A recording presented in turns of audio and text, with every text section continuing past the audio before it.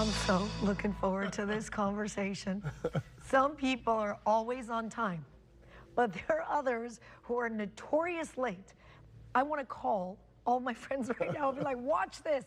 Why are you always late? Dr. Levack is now here to explain your time personality. Dr. Levack, good morning and thank you for being here. Good morning, Charlie. Why are people late?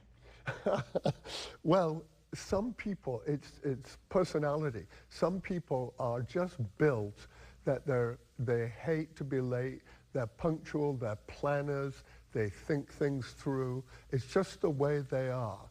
And there are some people who are more in the present, spontaneous, live in the moment, time relaxed.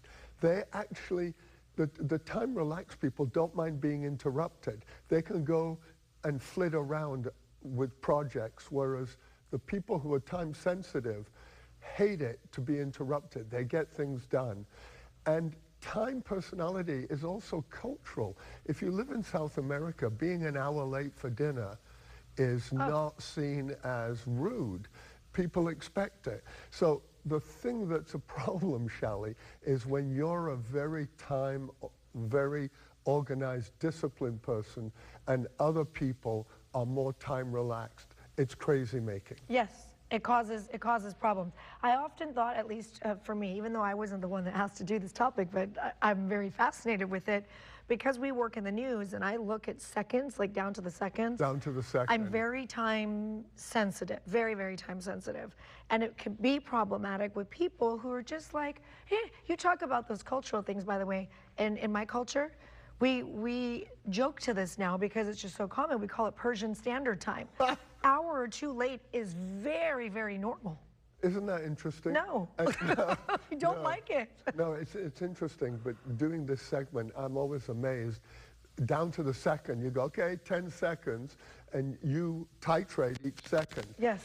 What's crazy making is if someone says to you, I'll be there in 5 minutes. Yes. And you're a time-sensitive person. Yes. You literally think it's going to be 5 minutes. And then they come 20 minutes and they're late and they're upset that you're upset.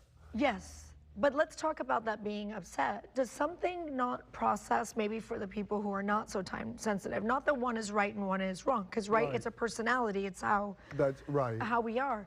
But that they don't process to say, hey, being respectful of somebody else's time or not feeling bad. Do they not feel bad that somebody's waiting for them?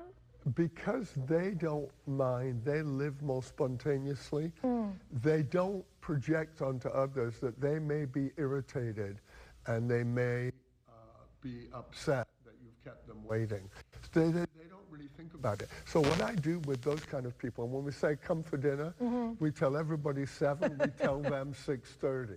I do the same thing now. I've figured out who those people are and I give them like a different window arrival time. Right, and it's crazy making for couples, you know, if he's spontaneous, plans the night before what he's going to wear on vacation, she's got her suitcase already packed a week before. It's very upsetting to have very different time. But at what point does it become problematic in one's life if you can't arrive to work on time, if you can't get to your relationship like meetings on time? At some point, does it affect your mental health? Yes, it does. I mean, people are annoyed with you, and you kind of wonder, why don't you just change? I have a client of mine who arrives half an hour late for a 50-minute session every time. And what I've said to her is, look, why don't you, when it's set your alarm clock for half an hour before your appointment? But they just don't do it. I know, Doctor. They just can't seem to do it. We need to spend more time in the future talking about this and peeling it back, because there's so much to this. Well, we should plan it carefully. We should plan it. And because I'm so time sensitive, when my producer tells me, Shally, it's time to go, I listen and I say, thank you, Dr. Levack.